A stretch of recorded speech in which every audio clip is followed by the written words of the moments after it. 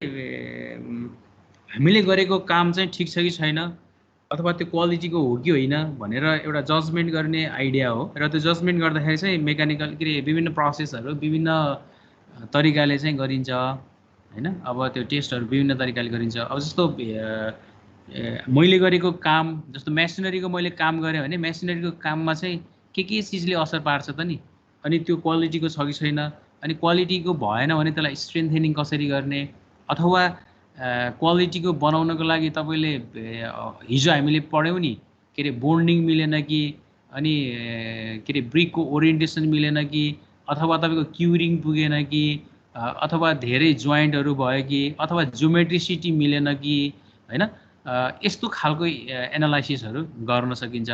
अनि त्यो भएको हुनाले बेसिकली टेस्टिङको टाइप भनेको एउटा डिस्ट्रक्टिभ टेस्टिङ हुन्छ। डिस्ट्रक्टिभ टेस्टिङ भन्दा तपाईँले बुझ्नुभयो कुनै पनि स्याम्पललाई कम्प्लिटली डिस्टर्बेन्स गरेर म पङ्खा मर्छ है।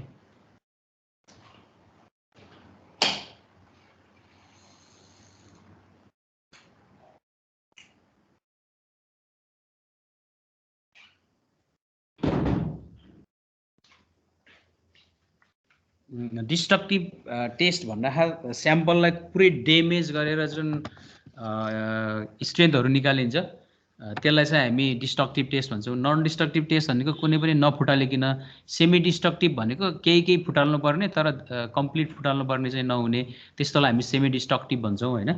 अब जस्तै अब यसरी सबभन्दा पहिला तपाईँले के गर्नुहुन्छ भन्दाखेरि वाल लगाउनु भयो। हिजो हामीले भनेको थियौँ नि, अब हेर्नु यता हेर नि, यो के अरे स्ट्रेचर हैन, मैले यो अर्को अहिले देखाउँला तपाईँलाई। यो स्ट्रेचर अनि त्यसपछि आएर तपाईँको हेडर कसरी तपाईँले लगाउनुहुन्छ त्यो लगाएर पहिला एउटा तपाईँ के गर्नुहुन्छ त भन्दाखेरि वाल बनाउनु भयो है, तपाईँको एउटा साइजको वाल बनाउनु भयो। अब यो साइजको वाल बनाएपछि तपाईँको उद्देश्य के हो त भन्दाखेरि एउटा तपाईँले जाँचमा लेख्दाखेरि यसरी चट्ट एउटा फिगर बनाउनु पऱ्यो कि यति साइजको, यो साइज एक्ज्याक्टली नभए पनि यो एउटा फिगर बनाउनु पऱ्यो। यसरी यो तपाईँको वालमा चाहिँ कम्प्रेसिभ स्ट्रेन्थ कसरी निकाल्ने भन्ने खालको कुराहरू यो भयो। अब यसमा मैले बेसिकली कम्प्रेसिभ के अरे ब्रिकको कम्प्रेसिभ स्ट्रेन्थ त तपाईँले पहिल्यै पढिसक्नु भयो। यहाँ चाहिँ मेसिनरी स्ट्रक्चरको कम्प्रेसिभ स्ट्रेन्थ भयो हैन। अब यसको लागि पनि हामी सबभन्दा पहिला के गर्छौँ त भन्दाखेरि सबभन्दा पहिलो काम पोइन्टमा आफैले लेख्दै गर्नु होला। सबभन्दा पहिला तपाईँले ब्रिक मेटेरियल चाहिँ फिक्स गर्नुहुन्छ। ब्रिक मेटेरियल भनेको first class, second class, third class brick के हो त्यो ब्रिक फिक्स गर्नुहुन्छ। त्यसपछि मोटार फिक्स गर्नुहुन्छ। मोटार चाहिँ 1:4 हो कि 1:6 हो कि 1:3 हो, त्यो मोटार फिक्स गर्नुहुन्छ। अनि मोटार फिक्स गरिसकेपछि अब तपाईँको 4 इन्ची वाल हो अथवा 9 इन्ची वाल हो हैन। अब यो 9 इन्ची वाल हो भने यो 9 इन्ची वालको तपाईँले त्यो 4 इन्ची वाल हो कि 9 इन्ची वाल भन्ने पहिला कन्फर्म गर्नुहुन्छ। त्यसपछि 3 सल, यो अहिले 1 2 3 4 5 सल भनौँ न यसलाई, 5 सल इँटाको लायो हैन। इँटाको 5 सल लगाइसकेपछि हो र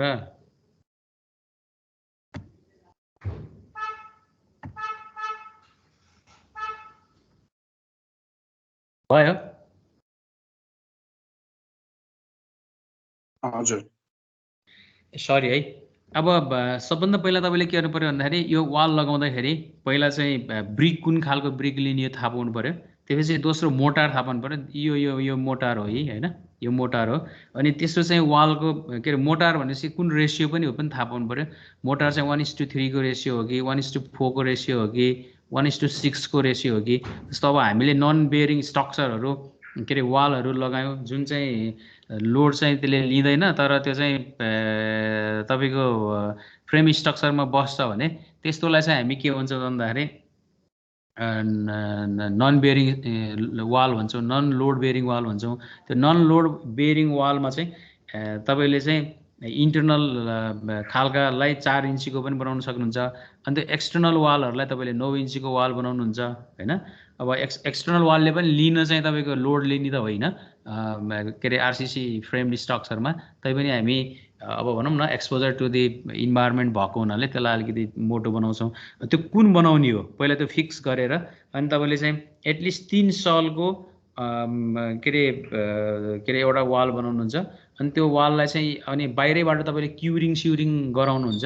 अब त्यो क्युरिङ गर्दाखेरि यो पोन्डिङ खालको क्युरिङ गर्न पनि सक्नुहुन्छ अनि तपाईँले चाहिँ त्यो स्प्रे गरेर जसरी घरमा गर्नुहुन्छ त्यस्तो तरिकाले क्युरिङ गर्न पनि सक्नुहुन्छ अनि क्युरिङ गरिसकेपछि अनि बल्ल तपाईँले के गर्नुहुन्छ भन्दाखेरि डिस्ट्रक्टिभ टेस्ट गर्ने हो कि नन डिस्ट्रक्टिभ टेस्ट गर्ने फिक्स गर्नुहुन्छ सम्झिनुहोस् है अब यो हाम्रो लागि डिस्ट्रक्टिभ टेस्ट हो है नन डिस्ट्रक्टिभ टेस्ट भएको भए तपाईँले ह्याम्बर स्याम्बल लिएर आउनुहुन्थ्यो अब हामीले चाहिँ यहाँनिर कम्प्रेसिभ स्ट्रेन्थ निकाल्दाखेरि यसलाई डिस्ट्रक्टिभ टेस्ट गर्न लाग्यो अब डिस्ट्रक्टिभ टेस्ट गर्न लागेको हुनाले अब यहाँनिर यो मेसिनमा तपाईँले देखिहाल्नु भयो यो युनिभर्सल मेसिन के अरे कम्प्रेसन मेसिन भयो कम्प्रेसन मेसिनमा हाल्नुहुन्छ अनि हालिसकेपछि यहाँबाट लोड दिनुहुन्छ अनि लोड दिएपछि तपाईँले के गर्नुहुन्छ भन्दाखेरि त्यो लोडको फोर्स हेर्नुहुन्छ के अरे काउन्ट गर्नुहुन्छ अनि तपाईँको नेट एरिया कति छ त यो चाहिँ बेयरिङ एरिया हो हैन नेट एरिया भनेको यहाँको बेयरिङ एरिया हो यो थिकनेस भयो यो लेन्थ भयो लेन्थ र थिकनेसको अथवा ब्रेथै भन्नुहोस् न थिकनेस भन्दा यो ब्रेथको के अरे एरिया निकाल्नुहुन्छ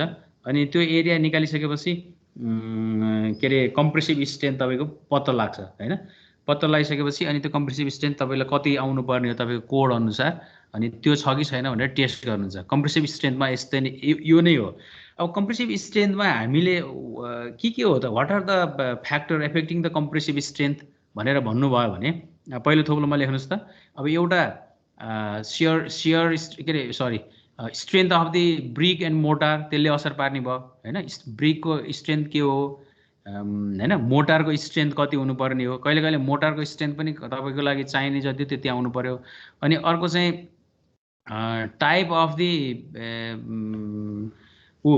सलिड हो कि त्यो टाइप अफ द स्ट्रक्चर अथवा तपाईँको भनौँ न मेटेरियलको हिसाबले ज्योमेट्रिसिटी अब टाइप अफ द ज्योमेट्रिसिटी भने पनि हुन्छ टाइप अफ द ज्योमेट्रिसिटी कस्तो छ त तपाईँको सलिड हो होलो छ अनि हाइट र थिकनेस विथको रेसियो कस्तो छ यस्तो सबै चिजहरू हेर्नुपर्ने हुन्छ अनि एब्जर्प्सन क्यापासिटी क्यारेक्टर कस्तो छ त्यो ब्रिकहरूको यो चिजहरू एफेक्टिङ गर्ने भयो हैन अब अर्को कस्तो छ भन्दाखेरि यो बाहेक तपाईँको अब सबै भेरिएबिलिटी एनालाइसिस गर्नुपर्ने हुन्छ अर्को लेख्नुहोस् त अब स्ट्रेन्थको भेरिएबिलिटी के हो त फेरि भन्दाखेरि the variability of masonry strength depends on the several factors भनेर लेख्नुहोस् त the variability of the masonry structure depends upon the several factors number 1 variability of the strength of the brick एउटा त्यो भेरिएबल भयो हैन अर्को variability of the strength of मोटारको variability भयो तपाईँले मोटार कस्तो राख्नु भएको छ त्यसपछि अर्को भेरिएबिलिटी अफ जोइन्ट थिकनेस कस्तो छ जस्तो हरिजन्टलमा 10 mm 12 mm भर्टिकलमा 10 mm भने जस्तो तपाईँको कति थिकनेस छ अनि भेरिएबिलिटी अफ वर्कमेनसिप काम गर्नेको एउटा स्किल मेन पावर छ अर्को अनस्किल मेन पावर छ भने त्यस्तो बेलामा पनि तपाईँको के हुन सक्दैन त भन्दाखेरि एकुरेट भ्यालुहरू आउन सक्दैन यी चिजहरूको आधारबाट तपाईँले चाहिँ केही भेरिएबिलिटी टेस्ट गरेर त्यसको आधारमा निकाल्नुहुन्छ कम्प्रेसिभ स्ट्रेन्थ निकाल्नुहुन्छ ठीक छ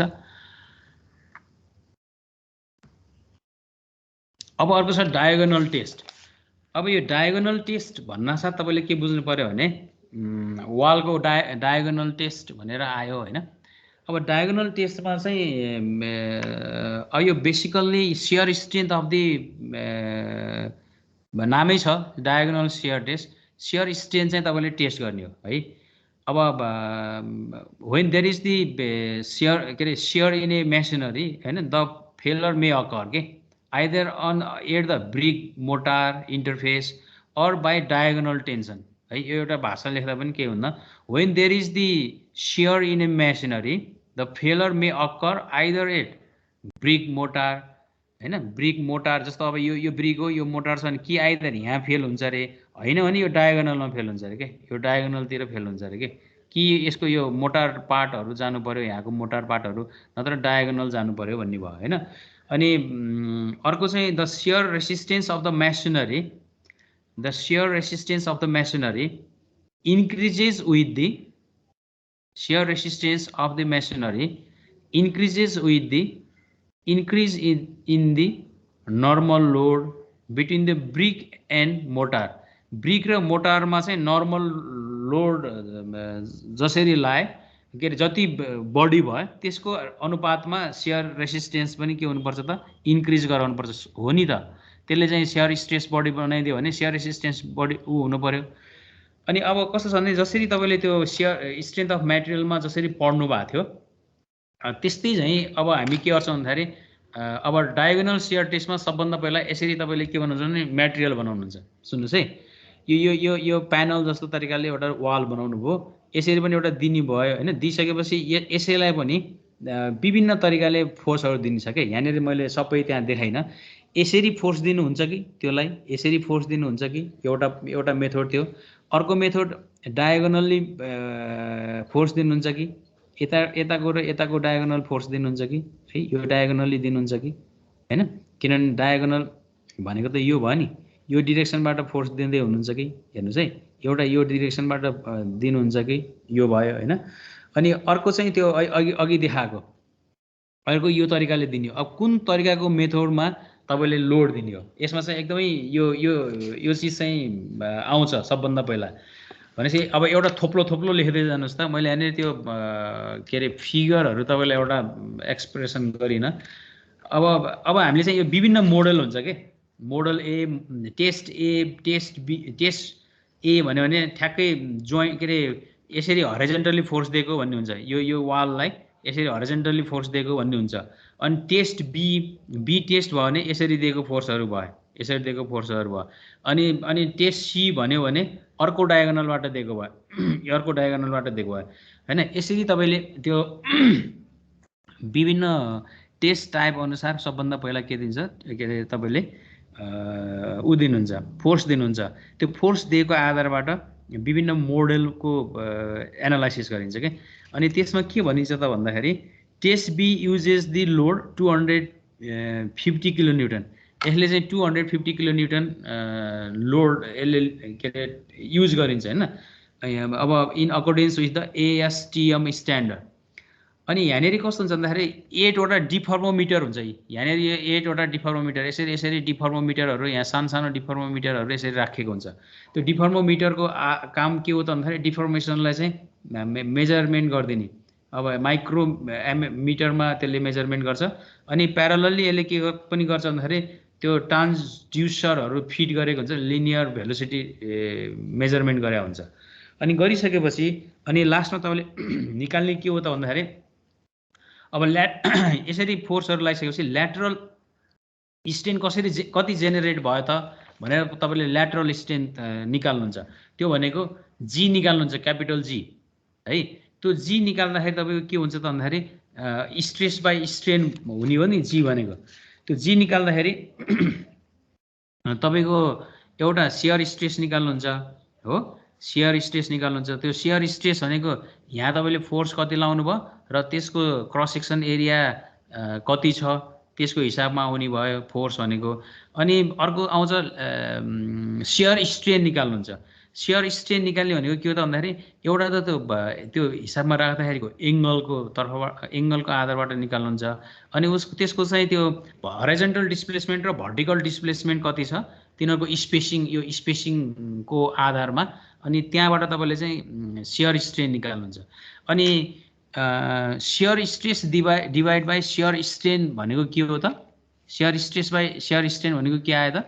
मोडुलस अफ रिजिडिटी आयो, सियर मोडुलस अफ रिजिडिटी आयो। यहाँ निकाल्न खोजेको सियर मोडुलस अफ रिजिडिटी हो भनेपछि यो टेस्टमा तपाईँको त्यो थ्योरीहरू त त्यहाँ छँदैछ तपाईँको किताबहरूमा पनि। यसमा सबभन्दा पहिला अलिकति लेख्नुहोस्, the masonry shear modulus calculated from the effective stiffness obtained from shear test on the masonry wall may vary 6 to 25%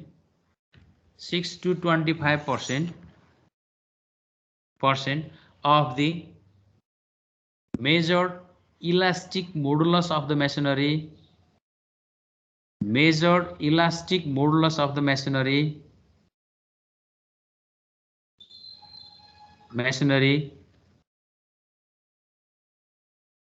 अब त्यसमा चाहिँ कति भ्यालु भन्ने त तपाईँले अघि निकाल्नु भयो हैन। जस्तो यहाँ निकाल्ने भनेको ठ्याक्कै के हो त भन्दाखेरि क्यापिटल जी निकाल्यो। क्यापिटल जी निकाल्दाखेरि तपाईँले सियर स्ट्रेस निकाल्नुहुन्छ।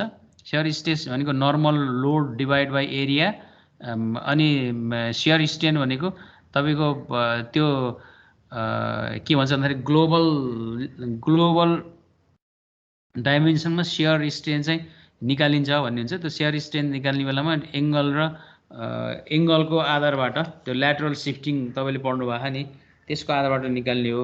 अर्को चाहिँ अब जी र ई को रिलेसन के छ त, जी बराबर E to 1 plus mu poisonous ratio, अनि जी र ई को रेस्पेक्टिभबाट यसमा चाहिँ कति तपाईँको ऊ आयो, के अरे सियर स्ट्रेन्थ आयो, त्यो कुरा पत्ता लगाउने हो। बुझ्नुहुन्छ? पहिला के गर्नु पर्यो त भन्दाखेरि थ्योरीको अनुसार के भन्नु पर्यो भने यस्तो खालको प्यानल वालहरू बनाउनु पर्यो, अनि त्यो वालहरू बनाइसकेपछि कुन मोडेलको टेस्ट दिने हो। यहाँनिर तपाईँको यो ट्रान्सड्युसर र ऊहरू यहाँबाट यो दुईवटा मात्रै देखाएको छ, यस्तो 8वटासम्म राखिन्छ त्यो उसमा राख्दाखेरि होइन। यो सबै चिजहरू त्यसरी एनालाइसिस गरिन्छ। यो डायगोनल सियर टेस्ट भन्छ यसलाई होइन। अब डायगोनल सियर टेस्टमा ऊ त्यो लोडहरू लगायो भने त्यसरी फुट्छ भन्ने एउटा ऊ हो होइन। के अरे यसरी फेलर हुन्छ भन्ने फेलर मेकानिजम हो। यो फेलर मेकानिजम तपाईँले अहिले त्यति धेरै त हेर्नु परेन, तर यो फेलर मेकानिजम चाहिँ इम्पोर्टेन्ट नै हुन्छ। अनि त्यस्तो अब त्यो डिस्ट्रक्टिभ टेस्ट भइहाल्यो, त्यसलाई हामी डिस्ट्रक्टिभ टेस्ट भन्छौँ। अनि नन डिस्ट्रक्टिभ टेस्ट यो मेसिनरी स्ट्रक्चरमा चाहिँ हामीले गर्ने भनेको एउटा फ्ल्याट ज्याक टेस्ट। हेर्नुहोस् है त्यहाँ terminology, flat jack test. Jack भनेपछि कसरी, त्यो ज्याक भनेपछि फ्ल्याट ज्याक कुनै वालमा लगेर हाल्ने होला, अनि त्यसपछि त्यसको आधारमा चाहिँ त्यसको सियर स्ट्रेन्थ अथवा कम्प्रेसिभ स्ट्रेन्थ के निकाल्ने होला भन्ने तरिकाको बुझ्नुभयो कि के बुझ्नुभयो। एउटा फ्ल्याट ज्याक टेस्ट भन्ने हुन्छ। अर्को पुस सियर टेस्ट भन्ने हुन्छ होइन, पुस सियर टेस्ट। त्यसपछि अर्को चाहिँ इलास्टिक वेभ टोमोग्राफी, अर्को छ इलास्टिक वेभ टोमोग्राफी। अब यसमा चाहिँ कस्तो हुन्छ त भन्दाखेरि अब बेसिकली फ्ल्याट ज्याक भन्न साथ यो इन सिटु कन्डिसनमा डाइरेक्ट मेथड हो, र यो चाहिँ बेसिकली यसमा चाहिँ के गरिन्छ त भन्दाखेरि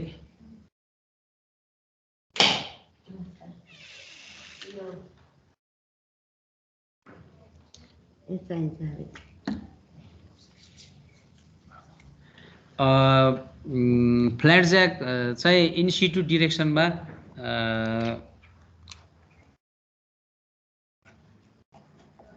इन सिटु भनेको जहाँ हो त्यहीँ गएर टेस्ट गर्ने भने हो कि।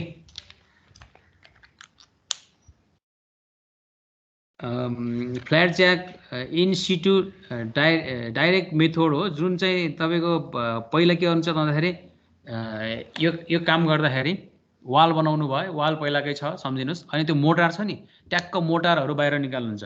अनि मोटारहरू बाहिर निकालेर ल यहाँ त हेरौँ न है, यो त फ्ल्याट ज्याक र ऊ पनि हेर्नु नि, यहाँ फुटाल्नु भयो हो, मोटारहरू फुटालिदिनु भयो, दुईवटा हेड टु हेड अथवा तपाईँको त्यो बोर्डहरूको उसमा यसरी तपाईँले मोटारहरू पहिला निकाल्नुहुन्छ होइन। अब अनि तपाईँले अर्को के गर्नुभयो त, अनि पोर्सन अफ मोटार चाहिँ तपाईँले बेडिङ जोइन्टबाट चाहिँ ब्रिक मेसिनरीकोबाट त्यो निकालिदिनु भयो होइन। निकालिसकेपछि अनि यो चिज लिएर गएर त्यहाँनिर राख्नुहुन्छ हो। तपाईँको फ्ल्याट ज्याकहरू यहाँनिर भित्र छिराउनु भयो, छिराइसकेपछि तपाईँसँग यो के यो पम्प दिने भन्नुहुन्छ कि के भन्नुहुन्छ। अब यो यसरी तपाईँसँग यहाँनिर मेसिन हुन्छ, अनि यसले के गर्नुहुन्छ त भन्दाखेरि ठ्याक्क त्यो उस हिसाबले मेजर गर्नुहुन्छ। भनौँ भने यहाँबाट हाइड्रोलिक के अरे प्रेसर दिए जस्तो गरेर दिनुहुन्छ, अनि दिइसकेपछि अनि अर्को यो तपाईँको मेजरिङ हुन्छ त्यहाँनिर होइन। अनि यसको आधारबाट तपाईँले के दिन्छ भने त्यहाँनिर कति के अरे यसको दुईवटा चिज हुन्छ। एउटा चाहिँ तपाईँले कम्प्रेसन स्ट्रेस लेभल कति रहेछ त नि भन्ने थाहा पाउनुहुन्छ, भनेपछि त्यो तपाईँले उ गर्दाखेरि चाहिँ स्ट्रेस लेभल कति रहेछ त्यहाँ भनेर पहिलो थाहा पाउनु पर्ने भयो। अनि दोस्रो तपाईँले के थाहा पाउनु पर्ने भयो त भन्दाखेरि त्यो स्ट्रेस लेभललाई रिलिज गर्दा कति डिफर्मेसन आउँदो रहेछ, पेरोडिक डिफर्मेसन चाहिँ कति हुँदो रहेछ भनेर डिफर्मेसन पनि निकाल्नु पर्यो। एउटा स्ट्रेस निकाल्नु पर्यो, अर्को डिफर्मेसन निकाल्नु पर्यो। अब त्यसमा चाहिँ कस्तो हुन्छ त भन्दाखेरि त्यो फ्ल्याट ज्याकको करेक्सन फ्याक्टरहरू पनि हुन्छ, अनि फ्ल्याट ज्याक र त्यो मेसनरी युनिटको कट एरिया कति हुन्छ, यो कट एरिया कति छ त्यो कट एरियाको हिसाबले पनि हुन्छ। त्यो हुनाले केएम र केए भन्ने दुईवटा कन्सट्यान्टहरू हुन्छ क्या, त्यो पनि तपाईँले करेक्सन गर्नुपर्ने हुन्छ। अनि त्यसको आधारमा पहिला स्ट्रेस पत्ता लगाउनुहुन्छ। अनि स्ट्रेस स्ट्रेस भनेको पी, यदि यहाँनिरकोमा तपाईँले यो हाइड्रोलिक ज्यामबाट आउने फोर्सलाई यहाँनिर डाइरेक्ट मेजर गर्ने फोर्स पनि हुनसक्छ। अर्को हिसाबमा तपाईँसँग डाइरेक्ट स्ट्रेस लिने पनि हुन्छ। यदि मैले पहिलाको तरिकाले तपाईँलाई डाइरेक्ट फोर्स लिने भन्ने भयो भने पी इन्टु केएम केए भन्ने दुईवटा करेक्सन फ्याक्टर हुन्छ, त्यहाँबाट स्ट्रेस निकाल्नुहुन्छ। अनि त्यसपछि होइन तपाईँसँग डाइरेक्ट स्ट्रेस छ मेजरमेन्ट गर्ने छ भने स्ट्रेसको हिसाब पनि गर्नुहुन्छ। अनि त्यो स्ट्रेस थाहा पाइसकेपछि अब त्यो स्ट्रेसलाई मेन्टेन गर्नको लागि, त्यो स्ट्रेसको जेनेरेट गर्नको लागि कति डिफर्मेसन डेभलप भयो त, डिफर्मेसन कति डेभलप भयो त भने फेरि तपाईँले डिफर्मेसन क्यालकुलेसन गर्नुहुन्छ क्या। अब अर्को चाहिँ डिफर्मेसन क्यालकुलेसन गर्नुहुन्छ। डिफर्मेसन क्यालकुलेसन गर्दाखेरि तपाईँलाई यहीँबाट पनि त्यो रिडिङहरू थाहा पाउनुहुन्छ। अनि त्यहाँनिर चाहिँ इनिसियल के अरे initial existing distance between the points of reference, यो पोइन्ट्स र यो पोइन्ट्सको रिफरेन्सको इनिसियल डिस्टेन्स डिफ्रेन्स अथवा यति मात्रै दुईवटा क्र्याकहरूको बिचको मेजरमेन्टबाट गरे पनि हुन्छ त्यो होइन। त्योबाट गर्नु भने पहिला त्यो डिस्टेन्स मेजर गर्नुहुन्छ, पहिलो डिस्टेन्स। अनि त्यो एउटा रिफरेन्स पोइन्टकोबाट कसरी भ्यारी हुँदै गछ त थ्रु आउट यो सेक्सनभरि भन्ने खालको तरिकाले तपाईँले फेरि के अरे अरू स्ट्रेन निकाल्नुहुन्छ। अनि यसरी डिफर्मेसन निकालिसकेपछि अथवा त्यसलाई के भन्छ स्ट्रेन निकालिसकेपछि त्यो अहिले आएको स्ट्रेस र यो आएको स्ट्रेनको के अरे रेसियो नै तपाईँको लागि इलास्टिसिटी हो। अब यसले निकाल्न खोज्ने यहाँ इलास्टिसिटी हो। अब यी प्रोसिडर चाहिँ त्यही भाषामा लेखेको छ। ल हेर्नुहोस्, remove mortar to insert the plate, पहिला रिमुभ गर्नुभयो मोटारलाई होइन। Connect the plate through the wire from which hydraulic fluid passes through भनेपछि त हाइड्रोलिक पम्प हुन्छ तपाईँसँग। यहाँ माथिको प्लेटमा यो प्लेट एउटा यहाँ राख्नुभयो, यस्तो खालको प्लेटहरू हुन्छ होइन। यो प्लेट यहाँ राख्नुभयो, अर्को प्लेट यहाँ राख्नुभयो। अनि त्यसपछि त्यो चाहिँ अब यो यसको पनि यो इन्टर कनेक्सन यहाँनिर भयो। अनि त्यसपछि यसको कनेक्सन योबाट भयो। यहाँनिर मात्रै तपाईँले फोर्स दिँदाखेरि यहाँको जुन फ्लुइडको प्रेसर छ यो प्रेसर चाहिँ यहाँ दुवैतिर एकैचोटि नै गइहाल्छ। अनि गइसकेपछि त्यो प्रेसर कति गयो, अनि त्यो प्रेसर जाँदाखेरि त्यो प्रेसरलाई सस्टेन गर्नको लागि अथवा त्यो प्रेसरलाई लिनको लागि कति डिफर्मेसन भयो त भनेर यहाँबाट मेजरमेन्ट गरिन्छ। अनि त्यसको रेसियो निकाल्ने हो है त, भनेको त्यही नै हो। One plate with hydraulic jump होइन। अनि insert the dial gauge between the plates to measure the deformation. Dial gauge भनेको थाहा पाइहाल्नु भएको त्यहाँ। अनि press the hydraulic pump so that the fluid from the pump start to enter the plate. अनि plate will expand and press the masonry in between them. अनि यो गरिसकेपछि take the reading. Applied pressure चाहिँ तपाईँको hydraulic पम्पबाट कति आयो, अनि deformation dial रिडिङबाट कति आयो, अनि plot the force versus deformation. अनि त्यहाँबाट नै तपाईँको के आउने हो त स्ट्रेस आउने हो कि। भनेपछि यो नै हो फ्ल्याट ज्याकको ठिक छ, बुझिन्छ। यो चाहिँ अलिअलि सेमी डिस्ट्रक्टिभ भयो। सेमी डिस्ट्रक्टिभ किन भयो त भन्दाखेरि केही चिज त त्यहाँ फुटाले नि त तिनीहरूले।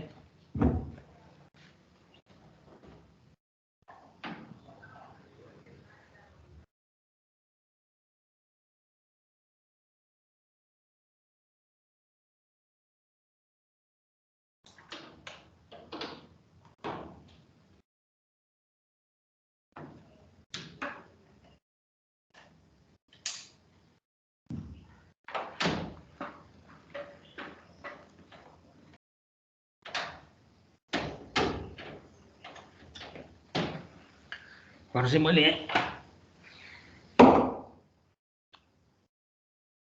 त्यो हेर्नुहोस् त एकचोटि। तपाईँसँग किताब पनि छन् होला यतिखेर त, किताब पनि हेर्नुहोस् न अलिअलि।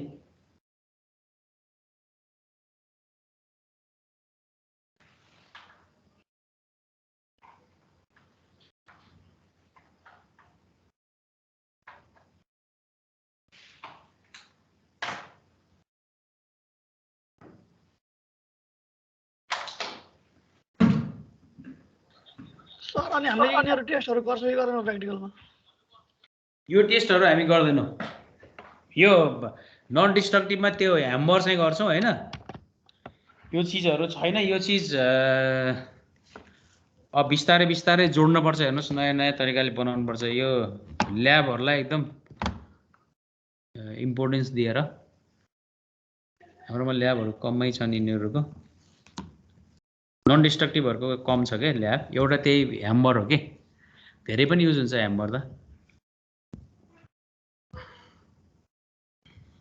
ठिक छ नि है ल अर्को पुश सियर टेस्ट अब पुश सियर टेस्ट पनि यो पनि के अरे सेमी डिस्ट्रक्टिभ नै हो हैन किन भन्दाखेरि यसले पनि अलिकति त फुटाल्छ हैन अब it required the removal of masonry unit and the small portion of mortar removal of masonry unit भन्दा तपाईँ जहाँनिर यो छ जानुहोस् यहाँ त कस्तो भन्दाखेरि ठ्याक्कै एउटा इँटा नै निकाल्न पर्यो हेड टु हेड एउटा इँटा निकालेर यहाँको मोटारै तपाईँले काट्दिनुहुन्छ यो मोटार पनि निकाल्दिनुहुन्छ यो एउटा इँटै पुरै कम्प्लिटली एउटा इँटा भन्न खोजेको होइन यो र यो जोइन्ट जुन भएको छ मोटार टु मोटारको जोइन्टहरू त्यो कम्प्लिटली तपाईँले के गर्नुहुन्छ भन्दाखेरि निकाल्दिनुहुन्छ हो अनि निकालिसकेपछि यसमा पनि अहिलेको जस्तै प्रोसेस हो यसमा चाहिँ कस्तो भने सिङ्गल यो र यता डायल गेजहरू हुन्छ अनि योबाट डाइरेक्ट हाइड्रोलिक हुन्छ अहिलेकोमा दुईवटा प्लेट गर्नु हुन्छ नि यो चाहिँ सिङ्गल हुन्छ होइन सिङ्गल प्लेट अथवा सिङ्गल प्लेटै भनौँ न सिङ्गल प्लेट हुन्छ यो होइन अनि यो पनि हाइड्रोलिक जम्पसँग के अरे जोइन गरेको हुन्छ हाइड्रोलिक जम्प भन्छ क्या त्यसलाई अब यसमा गर्ने के भने still loading block is place between the RAM and the brick हैन यसलाई ऱ्याम पनि भनिदो रहेछ त्यसपछि अर्को चाहिँ कस्तो छ भन्दाखेरि अब पहिला चाहिँ अनि the brick to be tested so that the ram will distribute its load over the in face of the brick हैन भनेपछि यो गरिसकेपछि यसले यहाँको यताको इन र यताको इन दुवैतिर यसले के गर्ने भयो त त्यो लोड चाहिँ डिस्ट्रिब्युट गर्ने भयो अनि डायल गेजले चाहिँ के गर्छ त भन्दाखेरि त्यो अहिले तपाईँले भने जस्तै डिफर्मेसनहरू मेजर गर्छ होइन अनि the brick is then loaded with the ram until the first indication of cracking or movement of the brick अब तपाईँले कस्तो गर्नुहुन्छ भन्दाखेरि यहाँबाट चाहिँ यसले यो दिन्छ फोर्स दिन्छ फोर्स दिने कहाँसम्म फोर्स दिन्छ त भन्दाखेरि तपाईँले यो जुन यहाँनिर राख्नु भएको छ यो राख्दाखेरि यो सेक्सनमा यो पार्टमा क्र्याक आयो कि आएन क्र्याक कतिखेर आउँछ त्यो क्र्याक आउने जेलसम्म तपाईँले यहाँनिर फोर्स दिनुहुन्छ अनि क्र्याक आएको देखिसकेपछि फोर्सलाई स्टप गर्नुहुन्छ त्यतिखेरको फोर्सलाई रिडिङ गर्नुहुन्छ अनि करेस्पोन्डिङ क्र्याकलाई पनि रिडिङ गर्नुहुन्छ अनि ram force and associate deflection on the dial gauge are recorded to develop a force deflection curve एउटा यो ट्याक्क एउटा फोर्स अनि यताको डिफ्लेक्सन त्यो दुईटाको रिडिङ लिनुभयो अनि रिडिङ लिइसकेपछि त्यहाँबाट आएको रेटबाट कुन बेला कस्तो डिफ्लेक्सन कति लोड दिँदाखेरि कस्तो डिफ्लेक्सन भएको छ भन्ने खालको एउटा इन्फर्मेसन लिनुहुन्छ यसको यो यति नै हो योभन्दा उसमा चाहिँ हुँदैन अब यसमा अब पुश सियर टेस्ट पनि तपाईँको एक किसिमले के भनिन्छ भन्दाखेरि एक्जिस्टिङ भनौँ न त्यहाँनिर हाइड्रोलिक ज्याकबाट हालिसकेपछि एक्जिस्टिङ तपाईँले जुन रिमुभल गर्नुभयो नि रिमुभल गरेपछि त समथिङ के अरे एक्जिस्टिङ प्रेसर त त्यहाँबाट रिलिज गर्नुभयो होइन जोइन्टहरूबाट त्यो अब रिलिज गरिसकेपछि चाहिँ अब त्यही रिलिज गरेको फोर्स बराबर के अरे तपाईँले दिनुभयो भने त्यहाँनिर त्यो जोइन्ट फेलर चाहिँ कसरी निस्किँदो रहेछ र त्यो जोइन्ट फेलरको हिसाबले त्यो मेटेरियलमा जुन सेयर रेसिस्टिङ क्यापासिटी हो त्यो सेयर रेसिस्टिङ क्यापासिटी हुन्छ कि हुँदैन भनेर हेर्ने हो यसमा चाहिँ त्यसपछि रिबाउन्ड ह्याम्बर टेस्ट अब अस्ति हामीले यो ऱ्याम्बर के अरे रिबाउन्ड ह्याम्बर टेस्ट त यहाँ पनि गर्छौँ अस्ति मैले तपाईँलाई भनेको पनि थिएँ होइन रिबाउन्ड ह्याम्बरमा यो चाहिँ तपाईँले हान्ने चिज हुन्छ यसलाई तान्नु भयो भने यसरी यसलाई लोड दिनु भने यो यहाँ आएर बस्छ अनि यहाँ गएर तपाईँले क्लिक गर्नुहुन्छ अनि त्यसलाई फिक्स गर्न सक्नुहुन्छ यो कीले यो कीको भरबाट तपाईँले त्यसलाई फिक्स गर्न सक्नुहुन्छ अनि त्यसपछि कहाँनिर तपाईँले हान्ने हो ऱ्याम्बरले कहाँनिर हान्ने हो अब जस्तो यो फिगर हेर्नुहोस् त जस्तो अब तपाईँले यहाँ ऱ्याम्बर यसरी हान्नुभयो भने यहाँनिर यो वाल भयो नि त होइन वाल भएपछि अलिकति तपाईँले के गर्नुहुन्छ भन्दाखेरि यो बाहिरको मोटारहरू फालेर यो इँटाकै पोर्सनमा पुग्नुहुन्छ अनि इँटाको पोर्सनलाई हान्नुहुन्छ यो बाहिरको प्लास्टर मात्रै फाल्यो है फेरि जोइन्टको मोटर फाल्यो होइन नि प्लास्टर फाल्नुहुन्छ अनि यसरी तपाईँले त्यहाँ यो भयो भने के भयो हराइजन्टल्ली हान्नुभयो यो है यदि तपाईँ भन्नुहोस् न के अरे माथि छतमा गएर माथिबाट हान्नुभयो भने त्यो भर्टिकल्ली डाउन हान्नुभयो होइन। अनि यदि तलबाट माथि स्ल्याबमा हान्नु भने भर्टिकल्ली अप हान्नुभयो। एउटा हराइजन्टल, एउटा भर्टिकल्ली डाउन र एउटा भर्टिकल्ली अप, तीनवटा डिरेक्सनमा चाहिँ हामीले यो ह्यामरलाई हान्न मिल्छ। अनि त्यो ह्यामरलाई हानिसकेपछि यहाँनिर यसले देखाएको छ यो कर्भ, यहाँनिर ठ्याक्क यो अलिकति देखिएन। अब यो कर्भ हुन्छ क्या यहीँ, त्यो ह्यामरले कुन डिरेक्सनमा हानेछ, यो भर्टिकल्ली हानेको छ भन्ने देखायो भने यो यो यो यो कर्भ चाहिँ भर्टिकल्ली अपबाट हानेको हो। यताबाट यसरी हानेको पनि हुन्थ्यो, त्यहाँ देखाएन। यो चाहिँ हरिजेन्टल्ली हानेको, यो चाहिँ अप हानेको भने तीनवटा ग्राफहरू तपाईँले थाहा पाउन सक्नुहुन्छ। अनि यसरी हानिसकेपछि तपाईँलाई यहाँनिर रिबाउन्ड नम्बर दिन्छ। यसको दुईवटा तरिका हुन्छ नि, दुईवटा अहिलेको मोडर्न इक्विपमेन्टले डाइरेक्ट स्ट्रेस पनि दिन्छ यहाँनिर। अब पुरानो इक्विपमेन्टहरू भयो भने यहाँनिर रेनाउन्ड नम्बर दिन्छ। अनि त्यो रेनाउन्ड नम्बरको करेस्पोन्डिङ स्ट्रेस निकाल्नुपर्छ क्या हामीले यो बाटो गएर। जस्तो यो हरिजेन्टल्ली यहाँनिर यो चाहिँ रिबाउन्ड नम्बर हो, यहाँ यो तलको यो ग्राफमा यो होइन रिबाउन्ड नम्बर यहाँनिर रिडिङ हुने भयो। यो कति हो भन्ने रिबाउन्ड नम्बर यहाँ देखिन्छ। यहाँ देखिएको रिबाउन्ड नम्बरलाई तपाईँले नोट गरेर ल्याउनुहुन्छ। अनि नोट गरेर ल्याइसकेपछि अनि यतातिर के देखियो त, यहाँ रिबाउन्ड नम्बर आयो। सपोज यो रिबाउन्ड नम्बर हो भने यसरी यहाँ ल्याएर हेर्नुहुन्छ। हेर्दाखेरि यो ग्राफमा तपाईँले हराइजन्टल हानेको, भर्टिकल हानेको, अप एन्ड डाउन कुन हानेको, त्यो हानेकोमा लएर यसलाई इन्डिकेट गर्नुहुन्छ। यो यताको रिनाउन्ड नम्बरबाट भर्टिकल हानेको, अनि यसको यतातिर आएको जुन हरिजेन्टल भ्यालु छ त्यहाँनिर डाइरेक्ट तपाईँलाई के अरे कम्प्रेसिभ स्ट्रेन्थ के अरे स्ट्रेस दिन्छ होइन। यति स्ट्रेन्थ रहेछ यसको भन्ने तपाईँले थाहा पाउनुहुन्छ। यो रिबाउन्ड ह्यामर टेस्ट भनेको त्यो हो। अब यसको लागि रिबाउन्ड ह्यामरमा अब के हो, can be use to determine the compressive strength of the concrete, quick and simple mean of checking the concrete uniformity. यो चिजहरू तपाईँले हेर्नुहुन्छ होइन। Measure the distance of the rebound of the spring loaded, त्यो भनेको रेनाउन्ड नम्बरबाटै हेर्नुहुन्छ। त्यो मेजर हामीले गर्ने होइन, के अरे त्यो मेसिनले अटोमेटिक नै गरिदिरहेको हुन्छ। अनि रिजल्ट चाहिँ of the test can be affected by the factor such as smoothness of the concrete surface, size, shape, rigidity of the specimen, यस्तो कुराहरूले पनि असर पार्छ। एज, मोइस्चर कन्डिसन है, type of aggregate, coarse aggregate, carbonation of the surface, यी चिजहरू हेर्नुपर्ने हुन्छ है। अल्ट्रासोनिक के अरे सरी रिबाउन्ड ह्यामर भनेको चाहिँ यस्तो भयो है त। रिबाउन्ड ह्यामर केही छ ल भन्नुहोस् त, मैले मात्रै एक बार बोलेँ कि कति मजा आएन बोलेर। के अरे भए पनि आज कानलाई उ गर्ने, भोलि नै गएर पढिहाल्ने हो भने त मजै आउँथ्यो। ल एकचोटि रिबाउन्ड ह्यामर टेस्ट कसरी गर्छन् भनेर हेरौँ न त 2 मिनट है। सर अनि हामीले यो टेस्टहरू चाहिँ कस्तो वाल लगाएको एकैछिनमा गर्ने हो कि कस्तो, टाइम कति ड्युरेसन हुन्छ, कति दिनपछि गर्ने या कति राम्रो क्वेसन सोध्नको। त्यो त अस्ति नै हामीले भनेका छौँ नि, तपाईँले 3 दिनमा हो कि, त्यसपछि आएर 7 दिनमा हो कि, त्यसपछि 14 दिनमा हो कि, 28 दिनमा हो कि।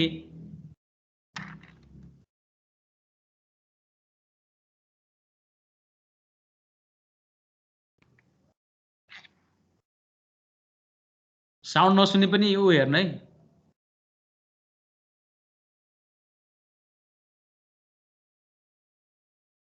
यो युट्युब हालेको त यस्तो आउँछ।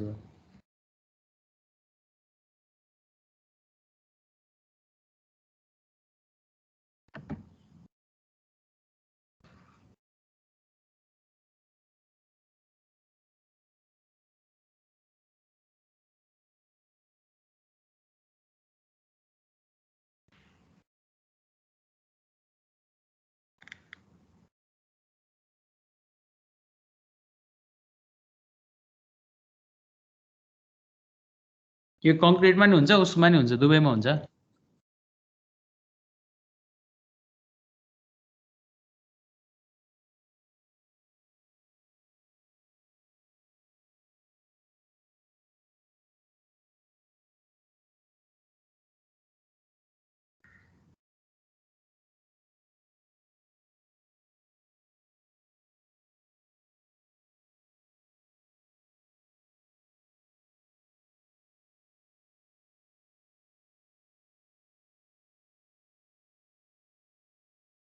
पहिला यो के अरे टेस्ट गर्नुभन्दा अगाडि उही तपाईँले उ गरे जस्तो के अरे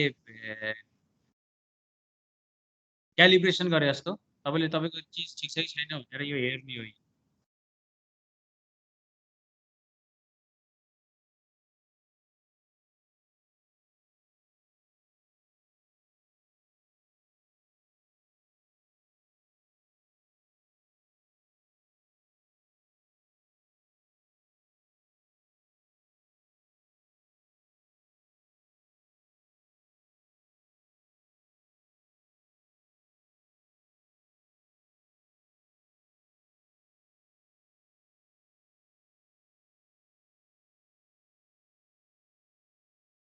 साउन्ड सुने छैन है? सुने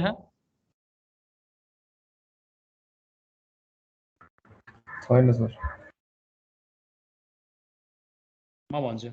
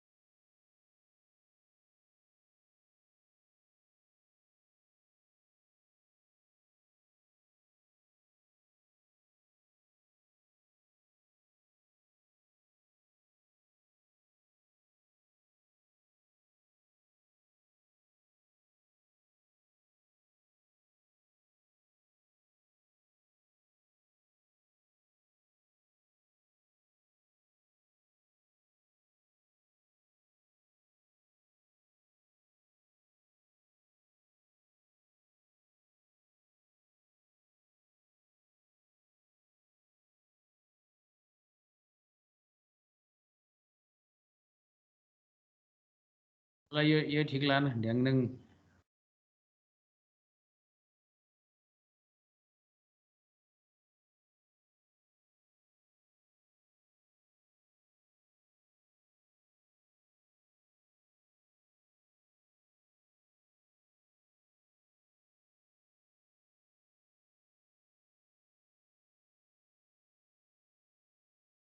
ओ यो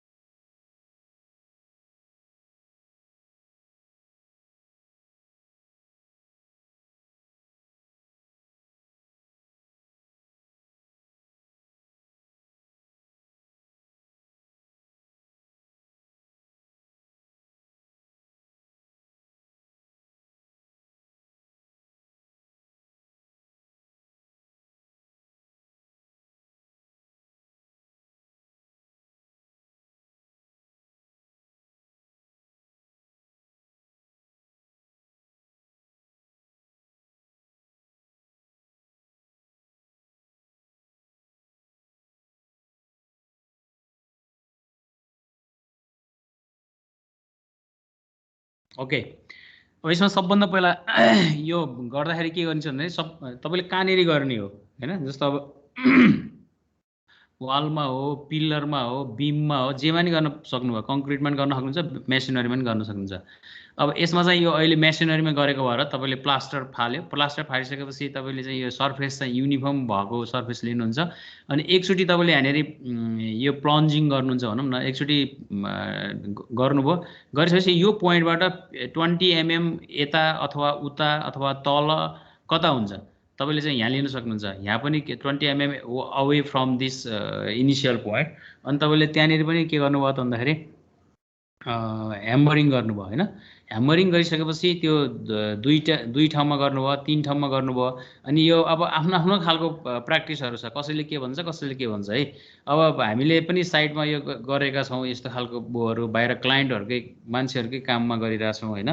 यो गर्दाखेरि कस्तो छ भन्दाखेरि अब तपाईँले यो उही क्यारेक्टरिस्टिक स्ट्रेन्थै निकाल्ने हिसाबमा तपाईँले स्ट्यान्डर्ड डेभिएसन नै निकालेर गर्न पनि सकिन्छ होइन। जेनरल्ली के गरिन्छ भन्दाखेरि 6वटा ठाउँमा तपाईँ हान्नुहुन्छ अनि त्यो 6वटाको चाहिँ एभरेज लिनुहुन्छ। त्यो अब यहाँ एकचोटि हान्नुभयो, यहाँ रिनाउन्ड नम्बर रिडिङ लिनुहुन्छ, अर्कोचोटि योभन्दा 20 mm अवे फ्रम दिस यता भर्टिकल्ली डाउन भर्टिकल्ली अप अथवा त्यो पोइन्टदेखि हरिजेन्टल अवे यतापट्टिको अवे, यो दुईवटा ठाउँमा तपाईँले यसरी गर्नुभयो। अनि गरिसकेपछि यहाँबाट तपाईँले आरएनको डाटाहरू लिनुहुन्छ हो। आरएनको डाटा लिइसकेपछि if you have the 6 data among this data तपाईँले एभरेज लिनुहुन्छ। अनि एभरेज भ्यालुलाई उसले इन्डेक्स के अरे रेनाउन्ड इन्डेक्स भनेको, त्यो रेनाउन्ड इन्डेक्सै निकाल्नुपर्छ भन्ने पनि कतै सबै ठाउँमा त्यो छैन। अनि रेनाउन्ड इन्डेक्सबाट अनि एकैचोटि तपाईँले के भन्छ त्यो ग्राफ हेर्नुहुन्छ। जस्तै यो यो यो रिनाउन्ड इन्डेक्स हो भनेर यहाँनिर राखेको छ रिनाउन्ड नम्बर भने यसकोबाट अब ग्राफ हेर्नुहुन्छ अनि ग्राफबाट आएको स्ट्रेन्थ नै तपाईँको लागि कम्प्रेसिभ स्ट्रेन्थ हो। ठिक छ, त्यही नै भयो। अब अर्को छ ultrasonic pulse velocity method. Ultrasonic pulse velocity मेथडले पनि एक किसिमले कम्प्रेसिभ स्ट्रेन्थ र लोकेसन अफ क्र्याकहरू कहाँ छ भनेर थाहा पाइदिने हो होइन। लोकेसन अफ क्र्याकको हिसाबले चाहिँ तपाईँको त्यो भेलोसिटीको स्पिडलाई तलमाथि हुन्छ र त्यसको बेसिसबाट तपाईँले के थाहा पाउन सक्नुहुन्छ भन्दाखेरि कङ्क्रिट चाहिँ एकदमै होमोजिनियस कन्डिसनमा छैन, नन होमोजिनियस छ। हामीले के अरे कङ्क्रिट मात्रै होइन वालहरूमा पनि तपाईँले मोटा र त्यो मिलाउनु भएन भने युनिफर्म हुँदैन नि त। अनि अर्को हिसाबमा हनीकप छ भनेको त्यहाँनिर भोइडहरू छ, त्यो राम्रोसँग कम्प्याक्सनहरू भएको छैन होइन। यस्तो खालको इन्फर्मेसनहरू तपाईँले थाहा पाउन सक्नुहुन्छ है यो यसमा पनि। अब यसको पनि खास केही छैन, यसको त इन्ट्रेस्टिङै छ। पहिला तपाईँले आउटर लेयर चाहिँ फाल्नुहुन्छ अनि फालिसकेपछि युनिफर्म सर्फेसमा तपाईँले राख्नुहुन्छ। राखिसकेपछि तपाईँसँग दुईवटा ट्रान्जिस्टरहरू यसरी राख्नुभयो अनि यसरी राखिसकेपछि यो त मैले पहिला पनि देखाएको थिएँ क्यारे। अनि यसरी राखिसकेपछि अनि तपाईँले एकैचोटि यहाँनिर तपाईँले भेलोसिटीहरू मेजरमेन्ट गर्नुहुन्छ अनि त्यो भेलोसिटीको आधारबाट तपाईँले के भन्नुहुन्छ भन्दाखेरि गुड, पोर, फेयर अथवा भेरी गुड भन्ने त्यस्तो ऱ्याङ्किङ दिनुहुन्छ। ऱ्याङ्किङ दिएपछि त्यसको अर्थ के भने यहाँनिर भोइडहरू छैन, भोइडहरू नभएको हुनाले त्यसमा चाहिँ अब भनौँ न कङ्क्रिटिङहरू गर्नुपर्ने अथवा त्यसलाई चाहिँ फेरि स्ट्रेन्थेनिङ गर्नुपर्ने कुराहरूमा चाहिँ त्यसको इम्पोर्टेन्स नहुन सक्छ। यदि भोइडहरू छ भने फेरि तपाईँले त्यही अनुसारको ट्रिटमेन्टहरू गर्नुपर्ने सक्छ। यो कुराहरू यसले दिन्छ तपाईँलाई है त। अब इलास्टिक वेभ टोमोग्राफी। अब यो इलास्टिक वेभ टोमोग्राफी भनेको कस्तो हो त भन्दाखेरि अब यो पनि बेसिकल्ली हामीले चाहिँ भनौँ न कुनै पनि इनर्जी तपाईँले पठाउनु भयो, बेसिकल्ली हिट इनर्जी पठाउनु भयो भने त्यो चाहिँ त्यो सर्फेसमा कन्डक्सन भएको छ कि भएको छैन अथवा रेडिएसन पो भएर गयो कि अनि त्यसको रेडिएसन भयो भने त्यहाँ कस्तो सर्फेस हुनुपर्छ, कन्डक्सन भयो भने कस्तो सर्फेस हुनुपर्छ। अब यस्तो खालको आधारबाट अनि त्यो मेटेरियलहरूको मा भोइड ग्याप क्र्याकहरू के अरे छन् भयो भने यसले कन्डक्सन गर्न सकेन, यसले यो गर्न सकेन भन्ने खालको इन्फर्मेसनहरू जेनेरेट गर्ने हो है। अब यसको पनि ऊ चाहिँ यो त अब अलिकति इलास्टिक वेभ टोमोग्राफी भनेको त यो अब एक्सरे गर्ने जस्तो नेचरकै इन्फर्मेसनहरू आउँछ। यहाँनिर तपाईँले के भन्छ भन्दाखेरि ट्याक्क यो ऊ छ इलास्टिक वेभको इन्स्ट्रुमेन्ट छ, यो चाहिँ तपाईँले के अरे त्यसको डिस्प्लेहरू यहाँनिर हेर्न सक्नुहुन्छ। यो त अहिले त तपाईँले यसलाई के गर्न सक्नुहुन्छ भन्दाखेरि त्यो सेन्सर जस्तो सर र एउटा लाइट बालिदिने सेन्सर अनि सेन्सर बालिसकेपछि विदेशीहरूले त्यो ट्याब भन्न ट्याब के अरे कम्प्युटर जस्तो त्यो ट्याबहरूमा तपाईँले ठ्याक्कै त्यसको इमेजहरू हेर्न पाउनुहुन्छ क्या। अब हराइजन्टल अब यो चाहिँ कहिलेकाहीँ कस्तो हुन्छ भने यहाँनिर यो तपाईँले फुटाल्नुभयो, यहाँनिर कहीँ भोइडहरू छ भने भोइडहरूतिर भित्रभित्र छिराइदिनुहुन्छ अनि छिराइसकेपछि तपाईँ जब भित्रभित्र गयो अनि त्यसले त्यो भित्रको सर्फेसको सबै इन्फर्मेसनहरू यहाँनिर डिस्प्ले गरिदिन्छ। अनि यहाँनिर डिस्प्ले गरिदिइसकेपछि अनि त्यसको आधारबाट तपाईँले के भन्नुहुन्छ भन्दाखेरि यहाँनिर क्र्याक छ कि छैन होइन, अथवा यहाँनिर के अरे भोइडहरू पो छ कि सर्फेस क्र्याक नभइकन अनि कुनै खालको होलहरू छ कि यस्ता सबै इन्फर्मेसनहरू त्यसले थाहा पाइदिन्छ अनि त्यसको आधारबाट तपाईँले के गर्नुहुन्छ भन्दाखेरि क्र्याकको सिभियरिटी अनुसार ट्रिटमेन्ट के गर्ने त्यो गर्ने हो ल यो चाहिँ 10 च्याप्टरको कुरा चाहिँ यति नै थियो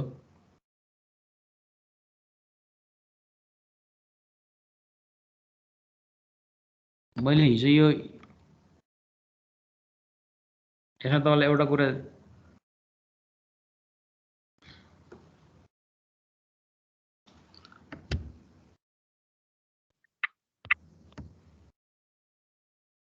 अब यो तुरुन्त किताबहरुमा हेरि नै हाल्नु होला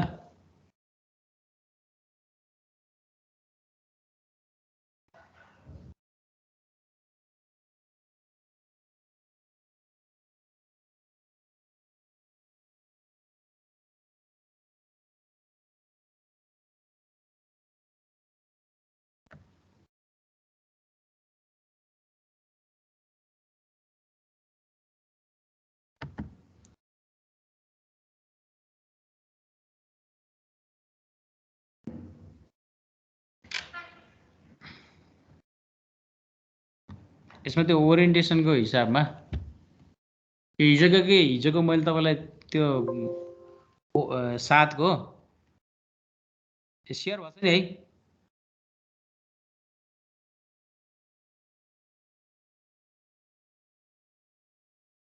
मेसनरी स्ट्रक्चरको के होरियो के जस्तो यो स्ट्रेचर यो हेडर भन्ने जुन छ नि यो ओरिएन्टेसन अफ ब्रिक पहिला थाहा पाउनुपर्छ अनि त्यसको आधारमा बोर्डको पनि मिनिङ बल्ल आउँछ के यो देखिछ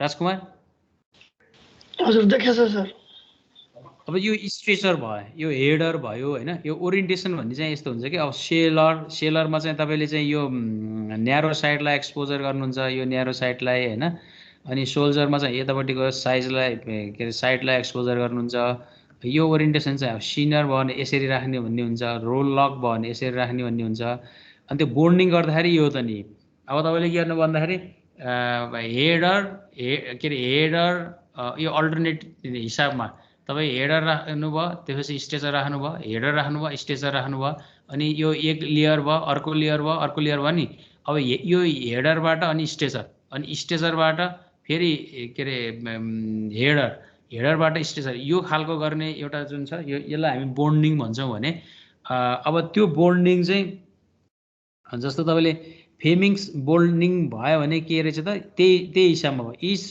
course consist of alternate header and stretcher के अल्टरनेट हेडर र स्ट्रेचर राखेको हुनु पर्यो एउटा सर्फेसको मात्रै देखाएको यो अब तपाईले एउटा कोर्स भनेको यो हो यसलाई 1 course 2 course 3 course 4 course 5 course यसरी भनिन्छ अर्को भाषामा हामीले गाउँ यो बोल्ने प्र्याक्टिसमा चाहिँ 1 सल इट लायो 2 सल लायो 3 सल लायो 4 सल लायो 5 सल लायो भनिन्छ अब यो चाहिँ फेमिङ्स बोर्डहरु बनाउँदाखेरि तपाईले के देखाउनु पर्यो त भन्दाखेरि अब यो हेडरमाथि चाहिँ तपाईको के अरे स्ट्रेचर हैन अल्टरनेट मोडमा फेरि के अरे हेडर फेरि स्ट्रेचर यस्तो तरिकाले तपाईले लगाउने हुने भयो फेमिङ्स बोर्डमा है अब इंग्लिश बोर्डमा पनि तपाईको कस्तो छ भन्दाखेरि तपाईले अब स्ट्रेचर राख्नुभयो अनि हेडर राख्नुभयो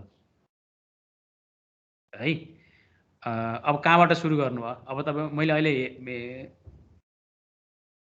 त्यो तरिकाले गर्ने भन्न खोजेको यो फिगरहरु तपाईलाई यहाँनिर देखाउन खोजेको त्यही हो अब यो स्ट्रेचर बाहिर एक्सपोजर गरेर बनाउने बोर्ड भयो यहाँनिर हेडर भन्ने कहीँ पनि देखाउनु भएन स्ट्रेचर देखाउनु भयो है अब यो हेडर मात्रै देखाउनु भयो पुरै हेडरको मात्रै पोर्सनहरु छ यहाँनिर हेडर हुँदाखेरि पनि अब हेरी भर्टिकल जोइन्टलाई चाहिँ डिस्कन्टिन्युटी गर्नु पर्यो यहाँनिर जोइन्ट छ भने यहाँनिर अर्को लोड आहा यसरी यो गर्ने जुन छ अब यहाँबाट फेरि के भयो त तपाईले अल्टरनेट मा राख्दाखेरि चाहिँ त्यो जोइन्टको डिस्कन्टिन्युटी गर्नुभयो जोइन्टको डिस्कन्टिन्युटी गरिसकेपछि त्यो के भयो जोइन्टको डिस्कन्टिन्युटी गरिसकेपछि त्यो अलि सेफ भयो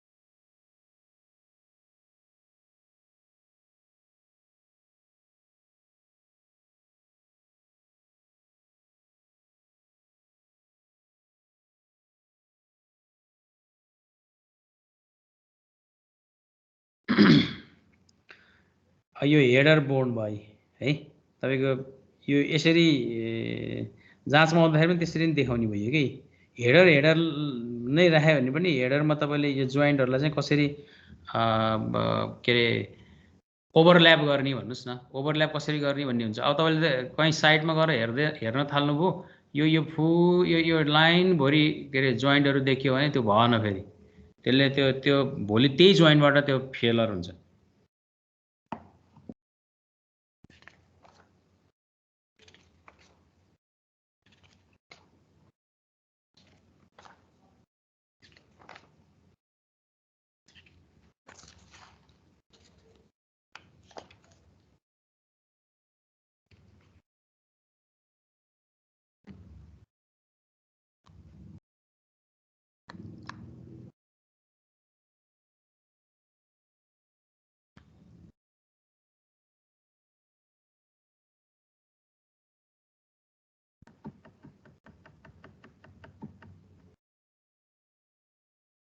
यो बोर्डहरु त त्यति चाहिँदैन अरु त रिप्राउड चाहिँ यस्तो भयो ठ्याक्कै हेडर स्टेसरहरुकै कम्बिनेसनबाट ठ्याक्कै यहाँनेरि तपाईको ग्याप हुन्छ यहाँनेरि हेर्नुभयो भने यसरी के रे हेडरहरु राखेको हुन्छ यसरी स्टेसरहरु राखेको हुन्छ फेरि दुईटा स्टेसरहरुको तरिका राख्ने एउटा हेडर राखेको हुन्छ यो तरिकाले हो यो चीजहरु यसो हेर्नु होला है त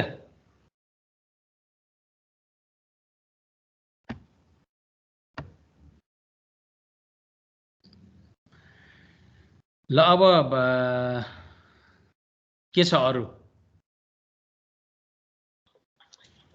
त्यो हिजो सिकेको हजुर त्यो अब ल्याबको कुरा चाहिँ खै भोलिदेखि गर्ने भन्ने के कुरो छ ए ल ल ल ठीक छ त्यही त तपाईको र डिकेजी सर पर्नु भएको छ रे डिकेजी भन्नाले दिनेश कुमार गुप्ता ए ठिकै छ गरौँला अथवा के रे एचओडी सर पनि आइदिन सक्नुहुन्छ केही फरक परेन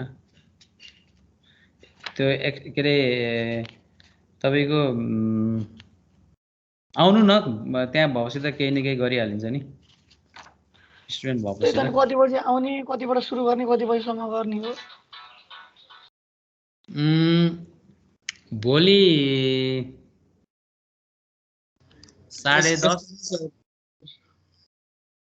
हजुर यसो एटेन्टिभ बनाइदिनु न हजुर टाइम 10:30 मा आउनु नि त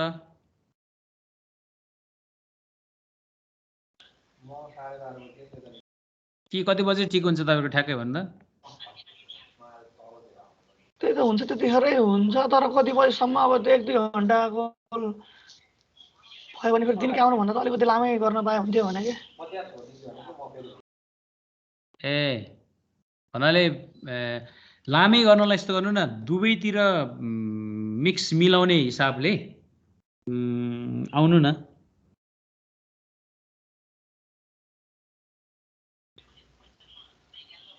दुवैतिर भन्नाले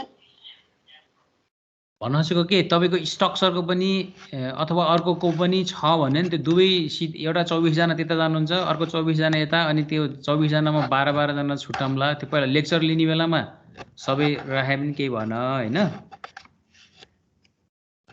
अनि त्यसपछि 12 त्यहाँ पनि अलि स्पेसियस मिलाएर गर्नु पर्यो नि त स्ट्रक्चरको छ कि छैन भोलि स्ट्रक्चरको चाहिँ अहिले त्यो थ्योरी गरेर त प्र्याक्टिकल पोर्सन नसिकेको कारणले गर्दा सरले चाहिँ अहिले गर्दिन भन्नु भएको छ ए त्यही भएर खोइ डिकेजी सरले नि कङ्क्रिटै गर्ने हो कि खोइ के हो त्यो चाहिँ मैले बुझिनँ खोइ शैले सरले चाहिँ त्यही भन्दै हुनुहुन्थ्यो कम्प्लिट गर्ने भनेर ठिक छ शैले सर पनि मसँग त्यहाँ आउनुहुन्छ के त्यसपछि मिलाउँला नि दुईजना सर भएपछि दुईतिरवटा गरौँला नि त शैले सर मेरोमा नभए नि त्यहाँ उहाँ र म पहिला गरिरहेको काम भएको भएर उहाँ पनि हुनुहुन्छ दिनेश सरले नि कङ्क्रिटको गर्नुहुन्छ र प्र्याक्टिकल ल्याब गराइदिनुहुन्छ र मसँग हुनुहुन्छ नि त गर्नुहुन्छ अब तै पनि अब स्योर छैन उहाँ के रे उ गर्नुहुन्छ कि के रे तपाईको क्लास भएको हिसाबले नआउनु पनि सक्नुहुन्छ जेस हुन्छौँ कि हामी त्यहाँ तिमीहरूलाई चाहिँ प्रब्लममा नपारे भइगयो नि। तपाईँको भनाइको कुरा चाहिँ हेक्टिक तरिकाले सकिन्छ भने धेरै नै सिद्धाएर आउनु पाए भन्न खोजेको। त्यस्तो धेरै नै होइन, जे अब दिनकै आइरहनु भन्दाखेरि बरु अब दिनमा कतिवटा सकिन्छ। ल त नि ल के अरे हामी स्याम्पल ऱ्यान्डम बनाऊँ होइन, त्यो स्ट्यान्डर्ड स्याम्पल नबनाऊँ। स्ट्यान्डर्ड स्याम्पल नबनाएपछि 2 दिनमा सिद्धाउँला त नि। ल भनेको बुझ्नुभयो? स्ट्यान्डर्ड स्याम्पल बनाउनु पर्यो भनेदेखि कस्तो नि 10 mm 12.5बाट पास भएको, 10 mm मा रिटेन भएको, अनि त्यो स्याम्पल बनाउने टाइममा त तपाईँले त्यो त्यति चिज पनि पाउनुहुन्न कि फेरि। सर भन्नु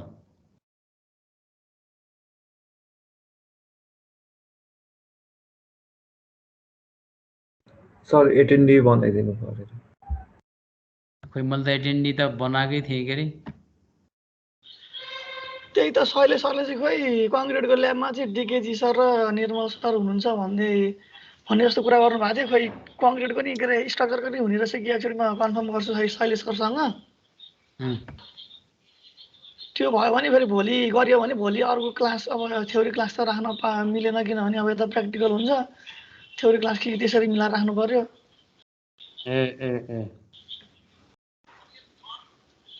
हुन्छ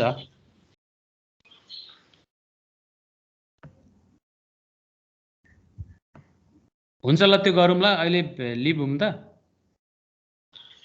हुन्छ सर, म सरसँग कुरा गरेर हजुरलाई फोन गर्छु बेलुका। ल ल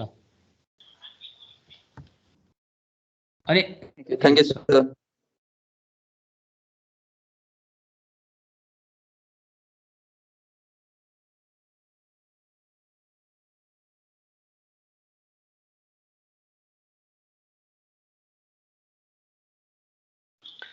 भोलि ल्याब राख्दा हुन्छ होइन कङ्क्रिटको कि के हो? मैले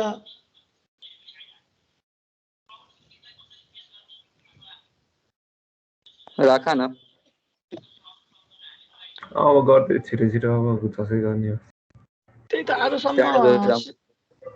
आजसम्म सिभिल इन्जिनियरिङ मटेरियलको थियो सेकेन्ड इयरको प्र्याक्टिकल। भोलिबाट खाली हुन्छ, त्यही भएर भोलिदेखि गर्न मिल्छ भने गर भन्दै हुनुहुन्थ्यो कि। भोलिदेखि राख न त। दिउँसो क्लास भएर झुलेकी नपढिने न केही पनि नहुने। अनि को छ भने बाहिर आऊ, को यसो घरहरू